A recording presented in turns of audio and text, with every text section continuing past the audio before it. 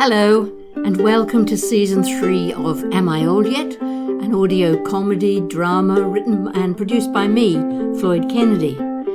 If you're new to the podcast, here's what's going on. Helen Doherty is a fictitious character in her late 70s who lives alone in a London flat. These days, she's working part-time as an editor and a poet, and she keeps in touch with her family and friends mostly by phone or Zoom or Skype, whatever's going. She also often finds herself engaging with people she meets when she goes out to the shops perhaps, or on public transport.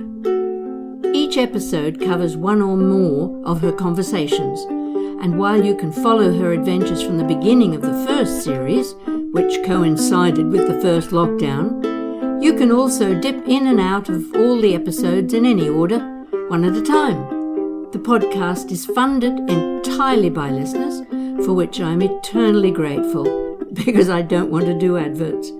Whether you're donating the price of a cup of coffee or a regular subscription on patreon.com. This is episode 1 of season 3, and it's called Secret Crone Business. Helen arrives home from a walk in the park and gets a New Year catch-up call from her oldest friend, Joey, who's originally from the States, but now she lives in Sydney. These two elders have their own special way of communicating with each other. Hello? Who? Helen? Yes? Yeah, who is it? Oh, Joey. Oh, hello, darling. How are you? I'm fine. Happy New Year. Oh, yes, Happy New Year to you too. It still is, isn't it? Still is what? Happy or new? Oh, well, new, I guess. Happy I leave to decide for itself. That's very philosophical of you. Are you all right? You sound out of breath. I'm just back from a walk. Why? To keep my joints oiled, my love. Avoid a build-up of rust. Oh, yeah, I heard about that. I don't care for it myself. You must be very lucky then. Mine seize up if I don't keep them moving. Oh, yes, mine too. But I tell them to get over themselves. A good, hard talking to seems to do the trick. Do you know, I don't believe you for a second. You are winding me up. You got me. Of course, I know about exercise. Steve got a Peloton bike thingy last year, and I've got a treadmill. Doesn't that sound like doomsday is upon us already? Yeah. It's not a good name for it, is it? Is it busy outside? Were you wearing a face mask? No, but I've got one in my pocket if I need it. 2, actually. I like to double up. And no, surprisingly quiet out there. Is it a holiday over there? Oh, not today. No, we've all been expected to have our noses back to the grindstone already. Grindstone? Isn't that what it's called? Did I get that wrong? Is it millstone? I get words mixed up more and more lately. Perhaps they are one and the same thing. It probably doesn't make much difference to the metaphor. Ah, but does it make any difference to the cliché? I'd be very upset if I had lost yet another good cliché, even one I haven't used for about 50 years, so probably nobody would recognize it anyway, even if I got it right. I would. Yes, but you are old. Ancient. A crone. Female Methuselah. Oh, now that's good.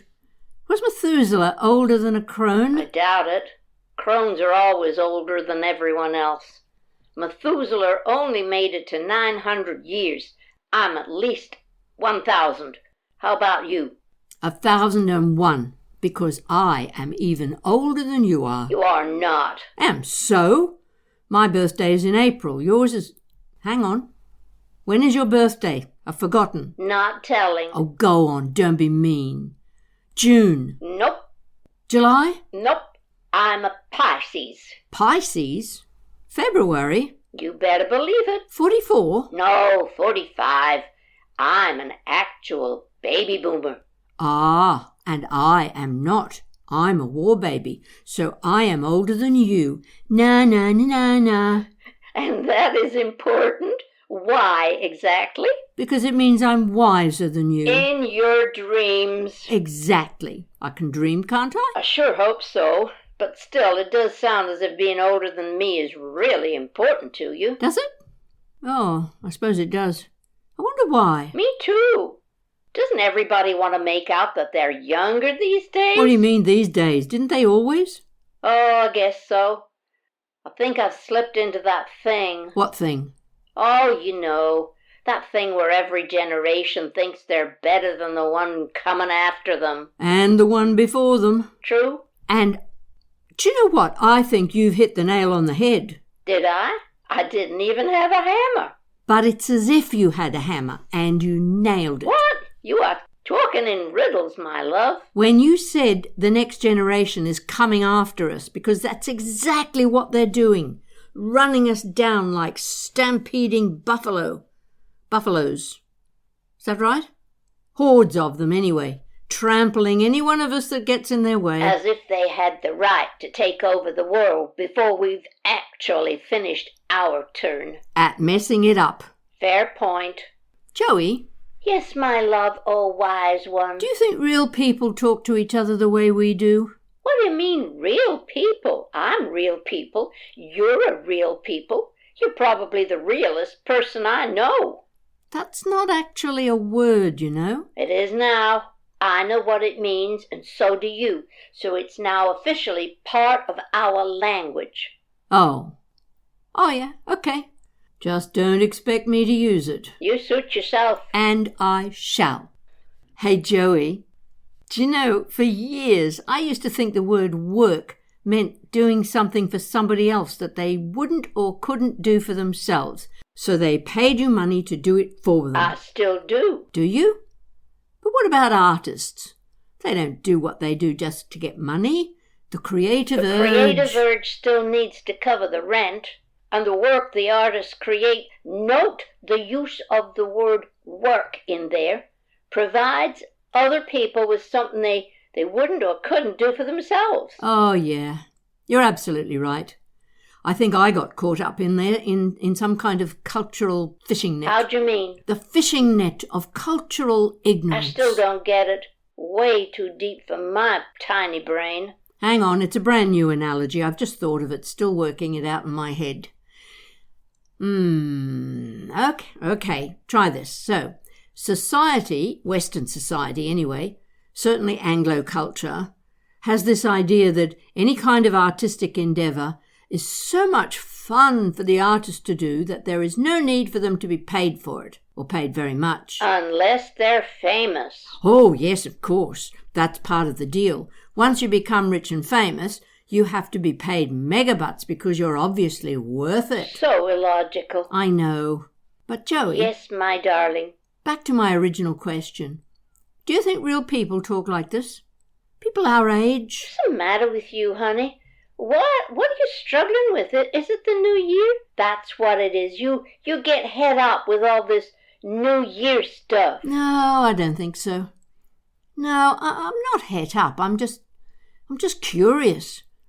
It just occurred to me, you and I, well, we've known each other for 150 years, give or take, and we can rattle on and talk nonsense and talk serious stuff at the same time. And I just wondered if other people do it too. Don't you talk to other people? Yeah, just not that much. Well, I certainly don't talk to Steve the way I talk with you. He'd think I was bonkers. You mean you're not? Well, it's fun being bonkers sometimes, and I couldn't possibly talk this way in the office, no. No, that's true. I should stop questioning it and just accept it. You and I have our way of talking. Love you, Joey. I love you too, darling. Are you getting old and soppy on me? True, very soppy. And Joey? Yes? Did you ever come home one time and find that you'd lost something, and then you went back and retraced your steps looking for it? Oh, yeah, many times. Earrings. It was always earrings with me. When I was home in the States in the winter, wearing coats with high collars, and they'd push an earring out of my head. Oh, I've lost some beautiful earrings. I ended up with a great collection of single earrings, though. That's why I started wearing pairs that don't match on purpose. How about you? Oh, yes, yeah. Yeah. I came home from the shopping a couple of days ago with a present for Susie, beautifully wrapped, very delicate, so I put it on top, after I'd stopped for some groceries. And then I got home and it wasn't there. And I'd actually walked all the way home, feeling very virtuous, I can tell you. So you retraced your steps? Yeah. Did you find it? Oh, no. So you still haven't found what you're looking for? Indeed. Maybe I should look for something else. For Susie? No, for me. Why would you do that? Oh, I don't know. 'Cause I still haven't found what I'm looking for.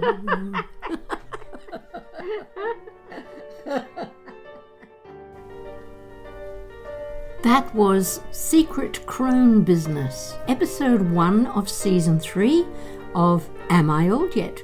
Written and performed by me, Floyd Kennedy. I use Buzzsprout to host the program, and I'm so grateful that they make it a smooth and enjoyable process. Now, if you enjoy the podcast, please take a moment to rate and review it in your favourite podcasting app or on the website amioldYet.com/reviews/new. You can also support the podcast and help to cover the production costs by means of a small donation at buymeacoffee.com/amioldYet or by becoming a regular subscribing patron on patreon.com/amioldYet. That subscription brings you extra benefits such as new character naming rights, bonus episodes, digital copies of my poetry collections. Thanks for listening. Stay safe.